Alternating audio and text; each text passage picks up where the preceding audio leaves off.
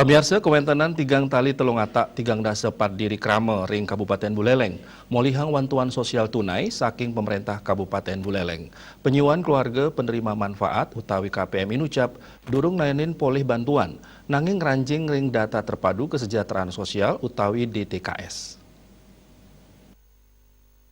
Dinas Sosial Kabupaten Buleleng memperkanti sareng PT Pos Indonesia ngelimbakang bantuan sosial tunai BST Kabupaten majeng penyuan penerima manfaat ring sia kecamatan.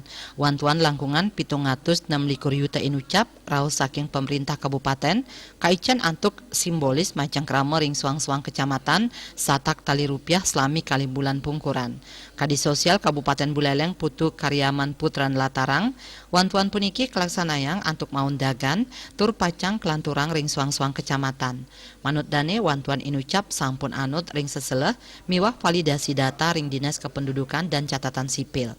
Penerima manfaat taler durung nanin nerima wantuan inggian saking Kementerian Sosial wiadin wantuan saking dana desa selami pandemi COVID-19 ngelimbak. Sesuai dengan yang kita buatkan kajian bahwa yang diberikan adalah warga masyarakat yang ada di DTKS tapi non program.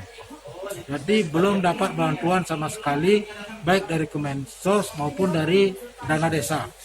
Sehingga secara khusus diberikan kepada warga yang non program ada di DTKS.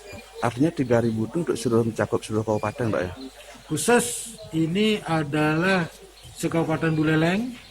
Dari jumlah DTKS yang ada kita sisir sehingga ketemu 3.634 ini yang betul-betul hasil verifikasi desa kelurahan bahwa memang benar-benar belum dapat program.